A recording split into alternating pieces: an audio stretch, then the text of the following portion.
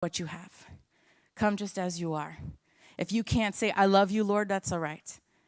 Maybe you're trying to say, I want to, right? I want to love you, Lord. Thank you for saying that this morning, Inika. It was a good reminder that we're all coming from different places, and we're approaching God from different places in our hearts and in our lives. Okay. Okay, that's okay. Here we go. All right, well, okay, so the next slide was supposed to be funny. I put some comic strips up, but anyway. Oh, it's coming. There it is, yes. Okay, so we're going to talk about family, right? We're talking about going back to go forward, which naturally, people are laughing. This is excellent, which is about family. Now, the first one, how many middle children do we have in the room? Anybody a middle child? Okay. There it is. We love you. We see you. You matter. Just because you're not the baby of the family anymore does not mean you have lost significance. Huh? We love you guys. Okay. There's only 2 kids in my family, so we got the oldest and the youngest. There's no middle. But I know this is a thing. The second one, I just couldn't help it.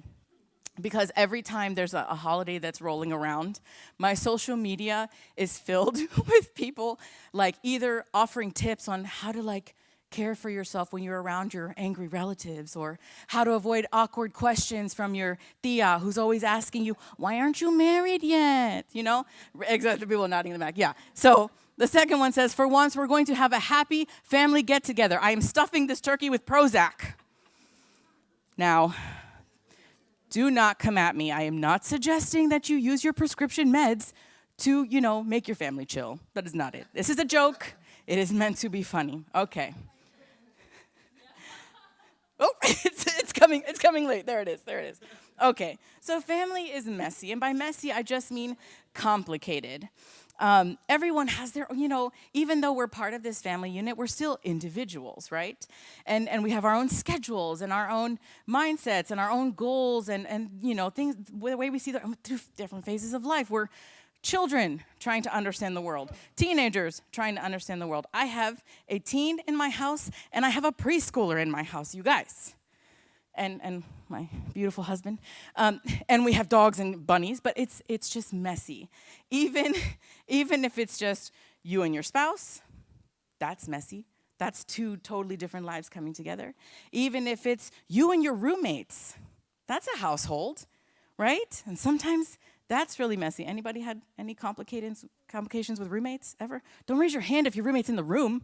Harold, put your hand down. Okay, but you get it, right? Family can be messy or complicated in that way. You ever tried to keep everybody happy all at once? It is like a circus. You literally have to do all the tricks. It's mission impossible. But every family has their own set of rules or guidelines, and these are not always spoken. Some of them are unspoken. They're just modeled. And Scazzero, in his book, he calls them family commandments.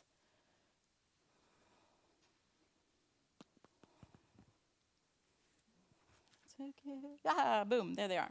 So I'm just going to go over the examples he uses for this. So these are 10 kind of general family commandments. And they're just examples, right? Okay. So the first one is money. Think about how your family dealt with money. Was it portrayed as the best source of security? More money, more importance? Making lots of money can be how you prove that you've made it. Number 2 is conflict. Maybe in your family it was taught to avoid conflict at all costs. Somebody's grinning, I see you. Or, yes, thank you, Jeff. I'm so grateful for you. Okay, how about don't anger anyone, ever, right? Or maybe the opposite, loud, angry, constant fighting. That's normal. That's how we express ourselves. That's how we get through conflict. Number 3 is sex. I got teens in the room. Y'all don't freak out. It's okay.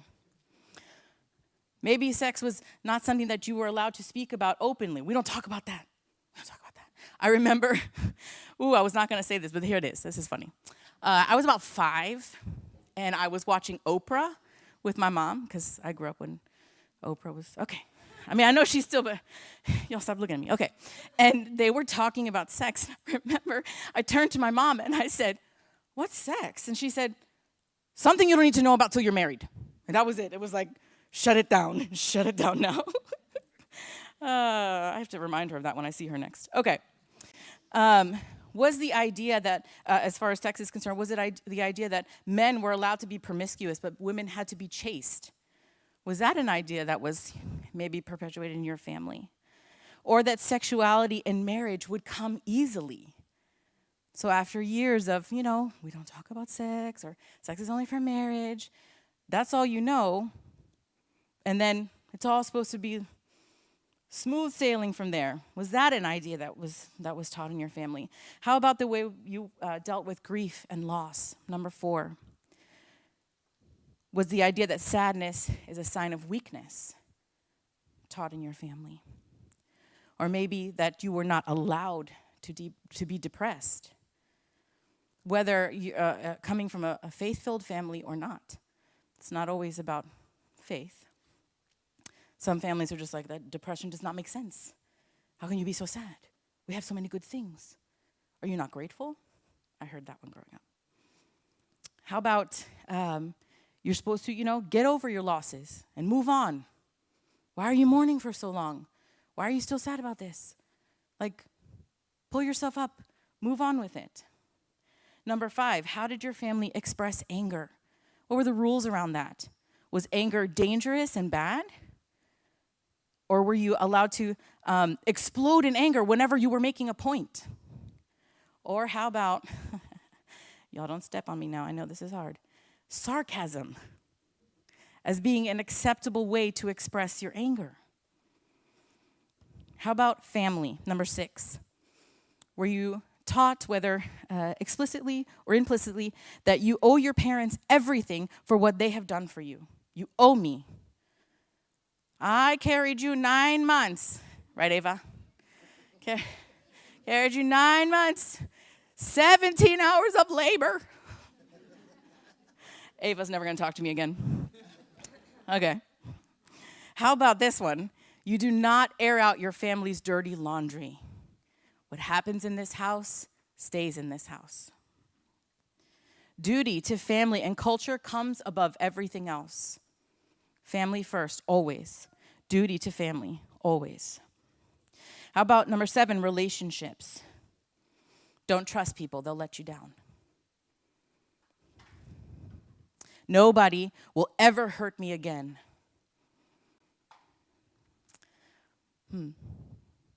Don't show vulnerability. Do not be vulnerable. It's either not safe, or it's weak, or it's too much. Is that ringing any bells? How about the attitudes we have toward different cultures? Only be close to the people who are like you. Do not marry outside your race or your culture. Certain cultures or races are just not as good as ours. Yeah, it's not ringing any bells. Okay. How about success? How did your family define success? Is success getting into the best schools? Is success defined by making lots of money? Peanut gallery in the front row over here. Is success getting married and having children? Can I just take a moment to say that marriage is not the end all, be all, my friends?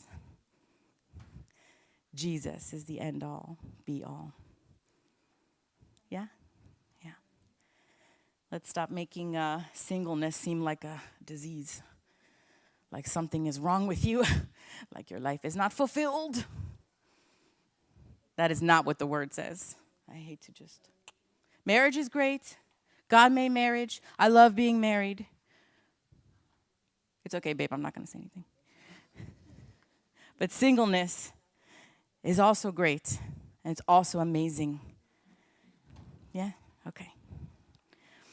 How did your family talk about feeling and emotions? Were certain feelings just not allowed?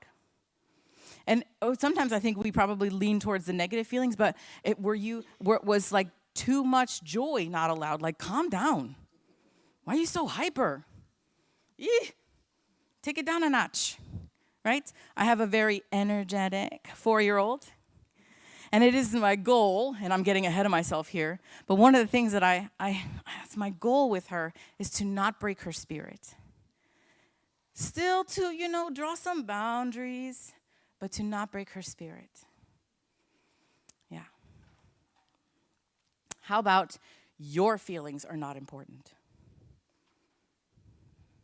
Do we do that to our children sometimes? Just think about it. How about reacting out of your feelings without thinking is fine? It's fine. It's fine to have that knee-jerk reaction. That's okay. It's okay to not think about what you're saying and just roll out what you're feeling in that moment. That's fine. Is that what you learned from your family? Let's look at this next slide. I want you to just take a minute and think about your own family. What messages did you receive about parenting, about gender roles, marriage, singleness, physical touch, or affection? How about God? Not just what they said about God, but what were you taught about God because you saw it modeled in your home? And outside of your home, maybe with your greater family, maybe with your grandparents and your cousins, maybe there's a general idea of who God is, what he does or does not do. Other churches, what messages did you receive about other faiths? Ooh, we're getting sticky now. Peter Scazzaro says it's essential that we reflect on the messages that were handed down to us and submit them to Christ and his word. It's covered by his word. That illustration there is actually from a book. Now, yes, I'm an 80s child. Boom. And so I grew up in the 80s and 90s, and these were books that were actually quite popular for children back then. And it's hard to see it from here, I can tell, but okay. So originally it says, I wanted to cry, but I didn't. I was brave instead. That was the message that we were taught. No, I was brave instead. And somebody crossed it off and now it says, I wanted to cry, so I did. I was brave and sad. So I like that. I know I'm not on this journey alone, that there are other people also on this journey of going back and changing those messages that we were taught, not just in our homes, but also as a society, the things that were placed on us. But I'd like you to just take a minute. I don't know if you have paper or if you have your phone, and maybe just write down any of these things that are just sticking out to you. What messages did you receive about these things? And just write it down so that during the week, in your time with the Lord, or, if you make time, that you can set it before him. Lord, I grew up with this message. I grew up with this mentality. And I think I'm starting to realize that this isn't true. And see where that goes. And see where the Lord takes you. Now, I want to remind you that, these messages are not necessarily spoken out loud. We do not do this. We believe this. Not necessarily. Beth Moore tells this story, and I hope I get it right. I got the general principle, but I can't remember all the tiny details. But she tells this story about either her dog or someone else's dog. Those are the details. So she had a dog, and it got injured, and it was one of its paws got injured, and it just couldn't use it anymore. They couldn't fix it. So it walked on 3 legs with one leg up. And that dog had a litter of puppies.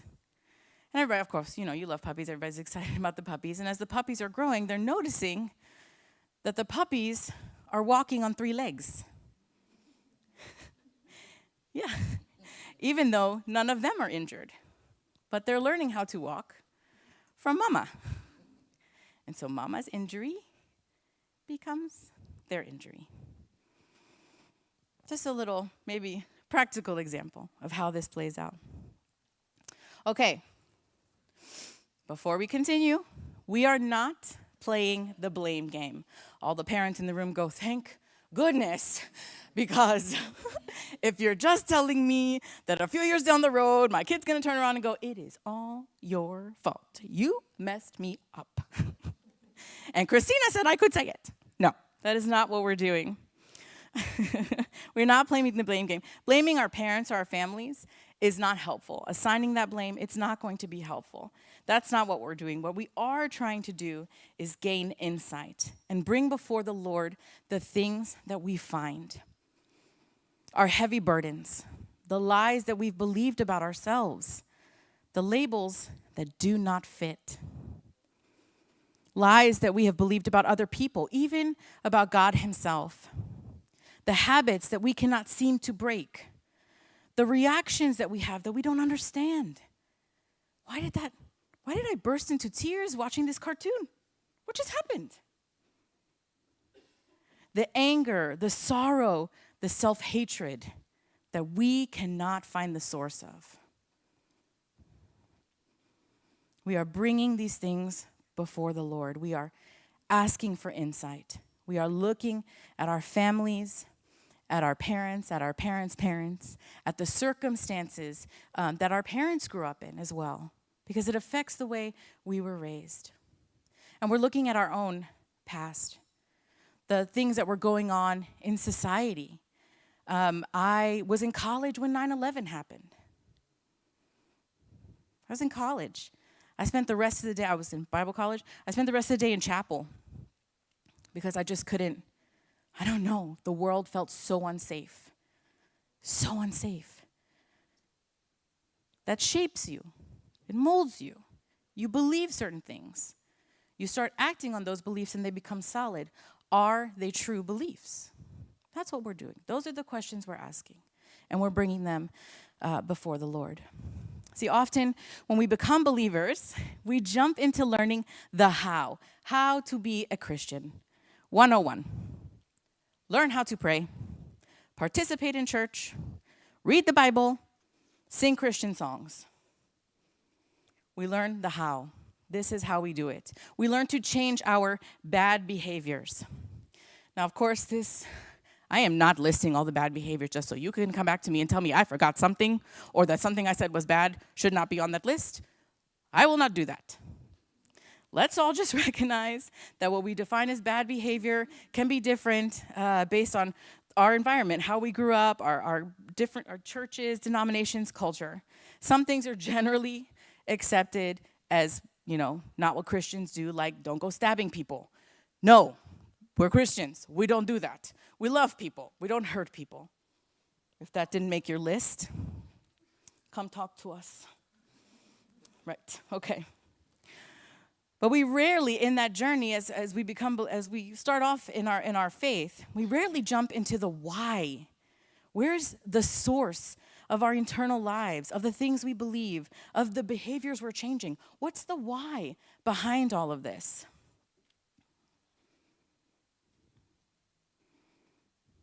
We look back to bring context and understanding to the now.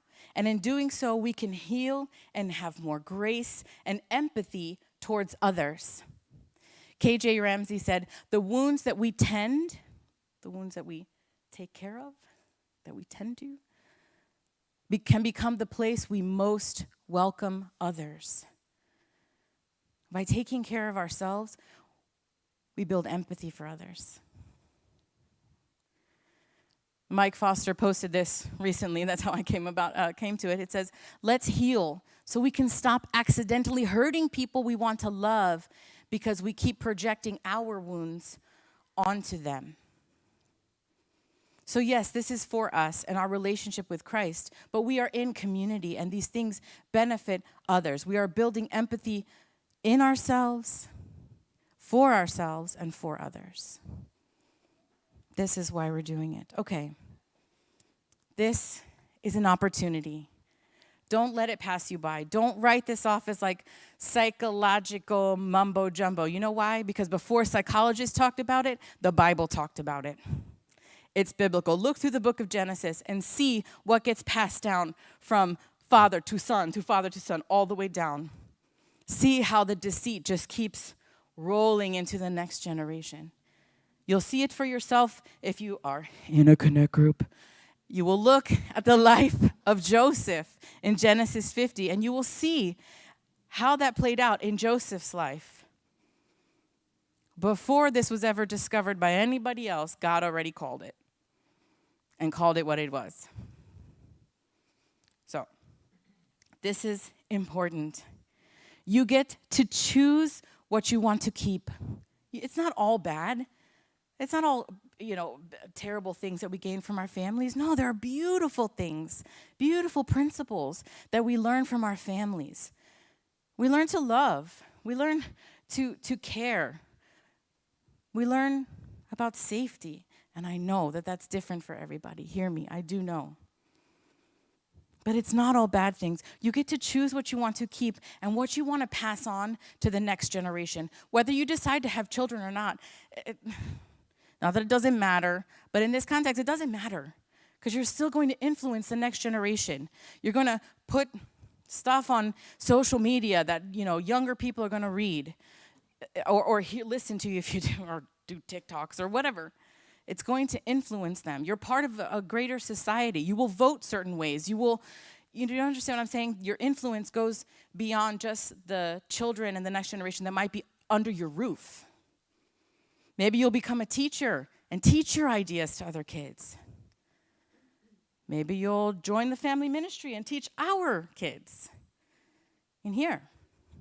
There are so many ways that you will influence the next generation. What do you want to pass on to them? What do you want or need to break away from? What do you need to break free from? Richard Rohr, in his book Falling Upward, said, if you have forgiven yourself for being imperfect and falling, you can now do it for just about everybody else.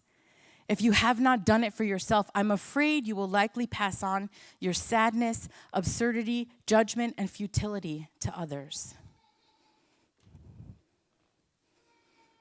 Transformed people transform people. We often say hurt people hurt people. It's also true. But on a happier note, transformed people transform people. When you've been changed by God's Holy Spirit, you help others to change.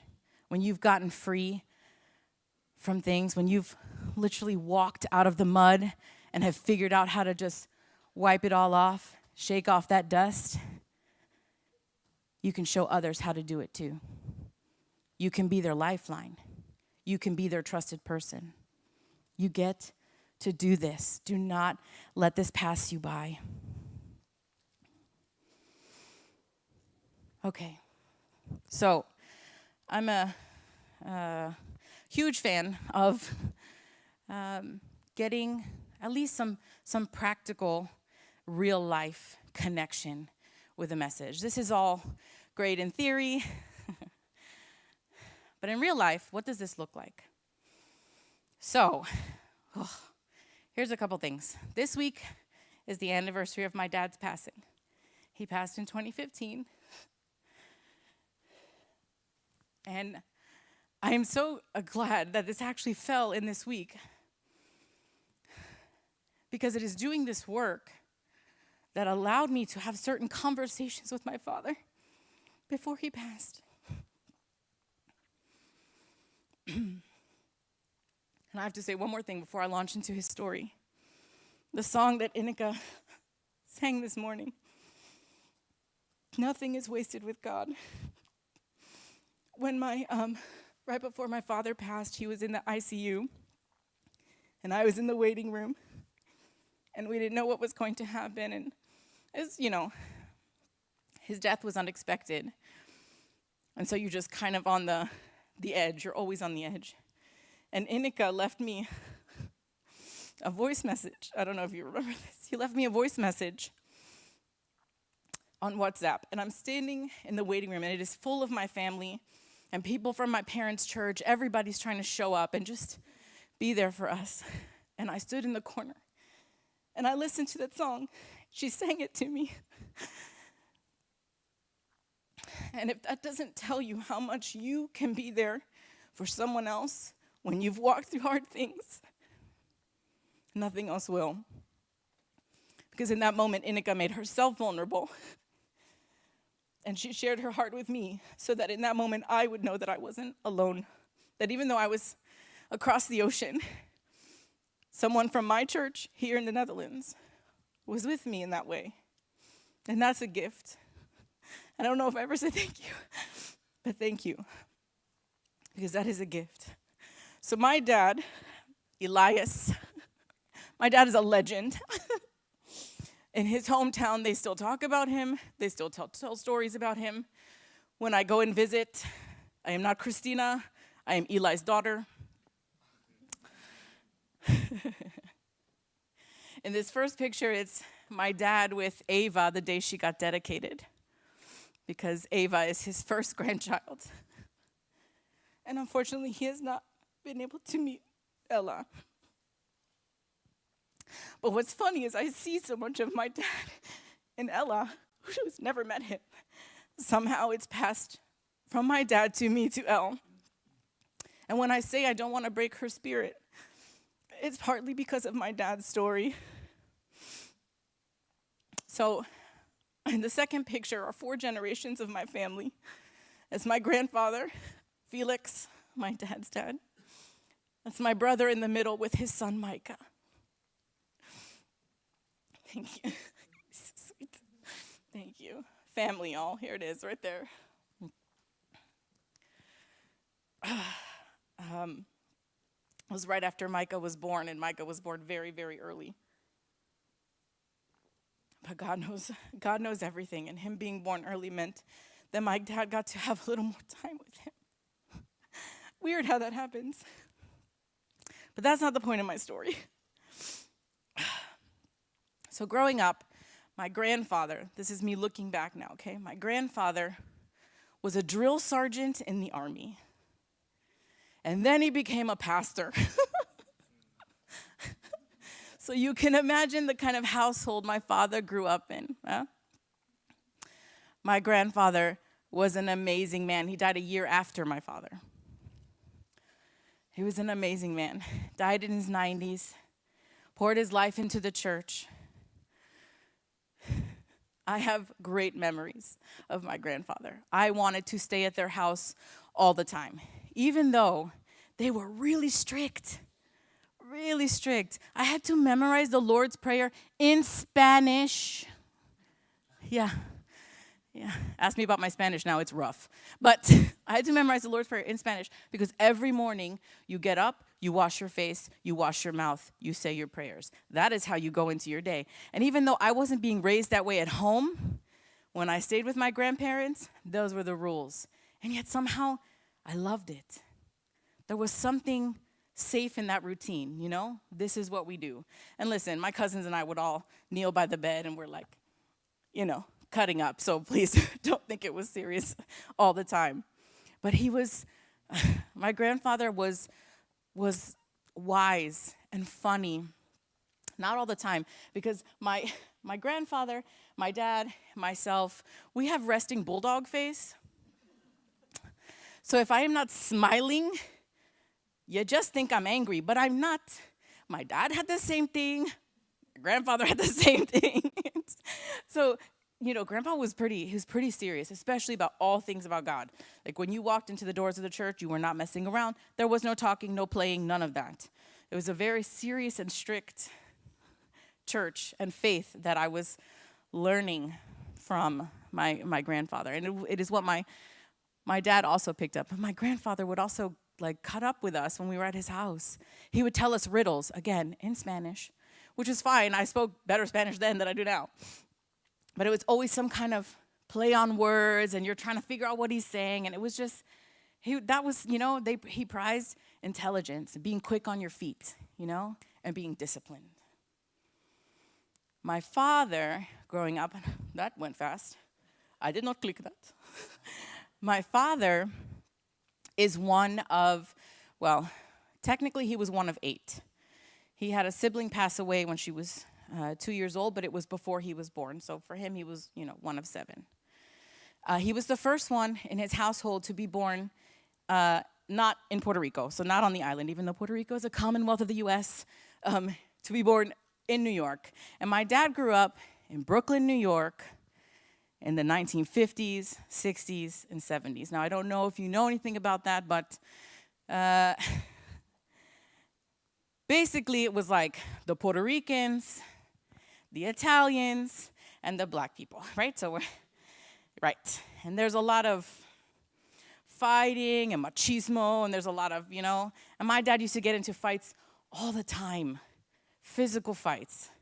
Like I said, my dad's a legend where he comes from.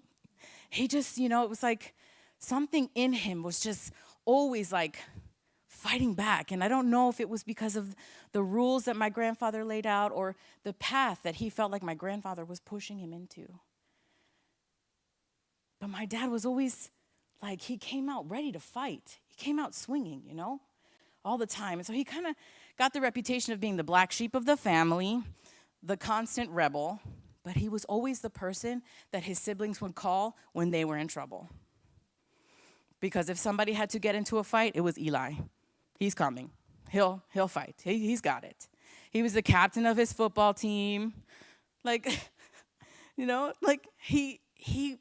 think he wanted to be part of something bigger. He wanted to be a hero. I saw that all through my childhood. My dad wanted to be a hero, but he had this anger.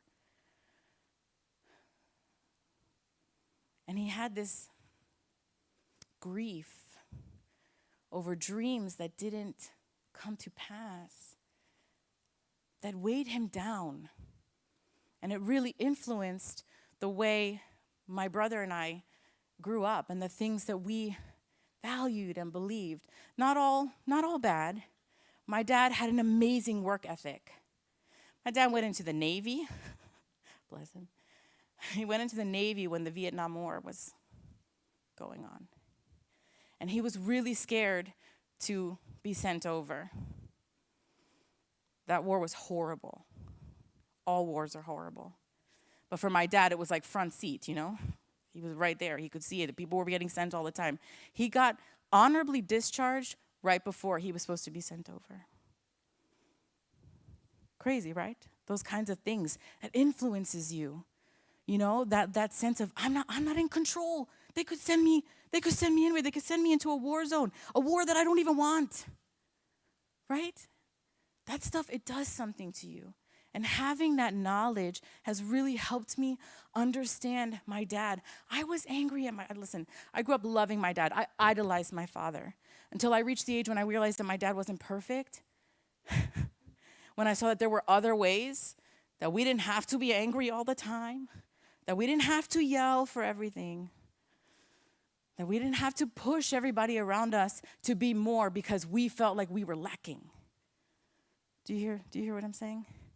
But my dad was my idol growing up. I wanted to be just like him. So little Christina was a bruiser. I know, it's shocking. But I was a bruiser. I got into fights. I didn't care.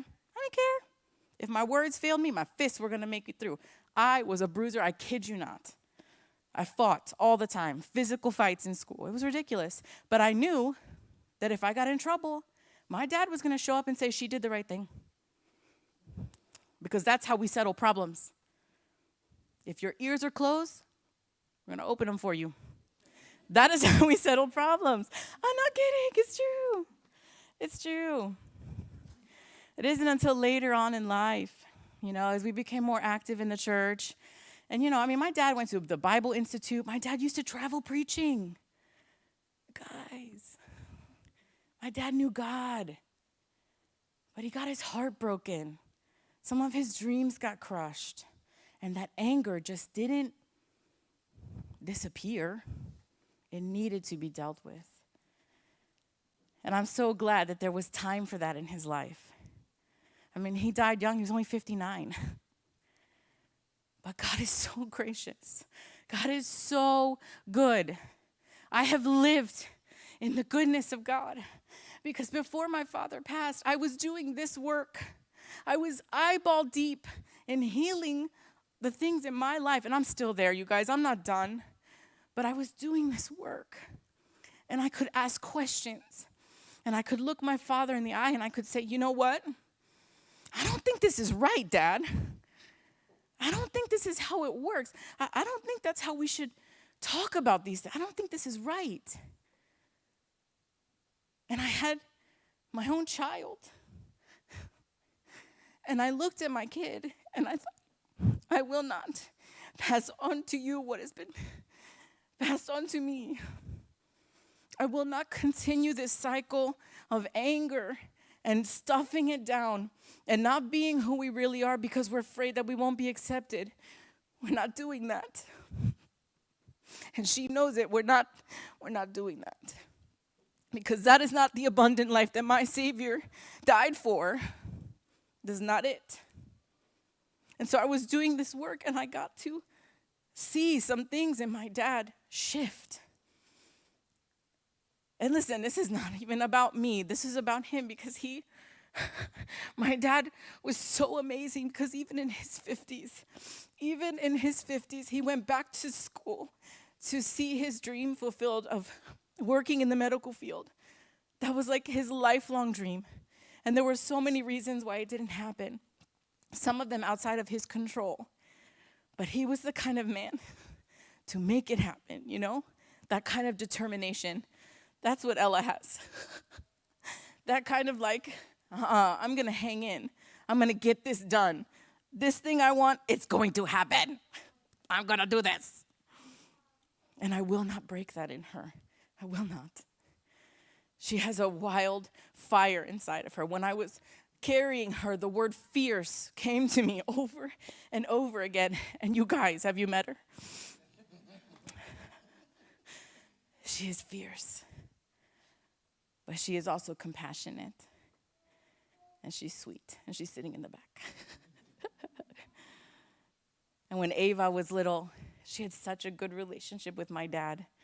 He was the best grandpa. Just the best. Because he loved her so much. And at that point in his life, all of that anger had started to find its place. We need to heal from these things. There was never a point in my childhood where my dad expressly said, anger is how we get through life. We let it fuel us. It was modeled. And I'm only talking about one side of the family. I also have a mom. But since my mom could probably watch this, I'm going to be real careful. I love you, Mama. She'll be here next month. My mom and I, we just kind of grew up together. My mom was 19 when I was born. She got married at 18, had me at 19. Can you imagine? Okay. We grew up together, me and my mama. But I wanted to honor my dad a little bit here. I was going to wear the sweatshirt with his favorite team on it and everything this morning. But then I was thinking to myself, hey, baby girl. She's Ella, by the way, because my dad is Eli. Elle, you see it? Yeah, okay. I was thinking, if my dad was sitting in the congregation and he saw me wearing a sweatshirt at the front of the church when I'm speaking, no. That would not be acceptable. I was like, nah, I'll go with a dress instead. Okay. But I wanted to honor him today because this week I will be thinking about him and I'll think about all of the good things I learned, the amazing work ethic that I learned from my dad, the way I honor my culture, my family, my husband, because of my dad. Because he taught me those things. Because despite everything that he walked through and all the things that he carried, he loved me. And I know that. And I know it well because I've done this work. And I can give it context. I can understand that he was a person of color growing up in the 70s and 80s and 90s and being viewed a certain way. And so being tough was a necessity. Yeah. Okay. Let's go to the last slide. Can I use the clicker? Yeah. One more. There we go. I'll take your hand back. Thank you, sis. Again, this work is best done in community. In our connect groups, and sometimes beyond our connect groups, we need mature friends, mentors, spiritual directors, counselors and therapists to help us work through these things, the things that we're carrying that we don't realize we're carrying maybe. Have you back behind me? Oh. We need trusted people in our lives of whom we can ask, how do you experience me? Tell me the thoughts and feelings you have when you're with me. Please be honest with me. Okay, I'm going to close with this. How are we doing? Oh, I'm so sorry. I've gone over. The passage that was read in the beginning from Luke 4. Yes, it begins with Jesus grabbing the scroll and reading from it. And those beautiful proclamations, right, and promises. And it's all fulfilled in those listening ears that were in that room that day. And their first reaction is, isn't this Joseph's son? Wait a minute. And they're all, oh, his words are so gracious. Wow. Because they knew him, right? They knew him growing up. He was in his hometown. But do you see how quickly it turns from them saying, wow, his words are gracious, until he starts saying things that stir. When you do this work, even if you are proclaiming good news, even though you're doing the good work, and you go back into your larger family units,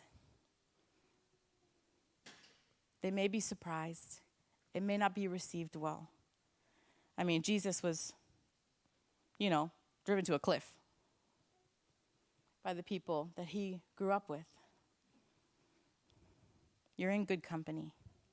Jesus knows what it's like to be rejected when you're doing the hard stuff. He knows. His promises still hold true. Okay. I know, my dear. I know. We have had a week of stomach flu, and she still has a bit of a tummy ache left over. Okay. I'm done. I just want to say, if you would like someone to talk to, if you would like someone to pray with you, I am here. I'll find a little spot on the side. Andy is here. Inika and Hank are here. Kenneth and Inga, Sherry Lee and Jeff, Christine, Joost, Velmoot, as long as we're all comfortable with that. But we're here. These are safe people. If you want someone to talk to, you want someone to pray with, please reach out to us. Thank you.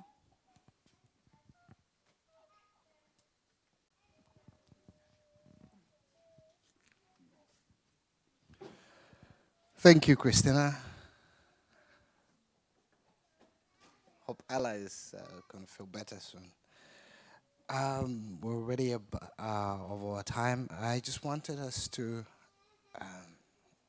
finish this time with a blessing. But before that, I just wanted us to just have a moment of just a minute of just reflection for ourselves. A lot has been shared.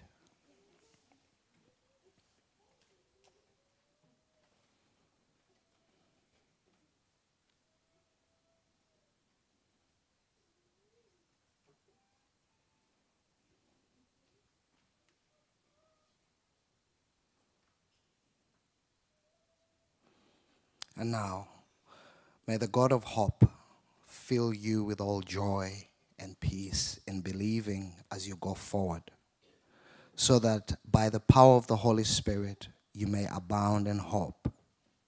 May God bless you all and have a good week.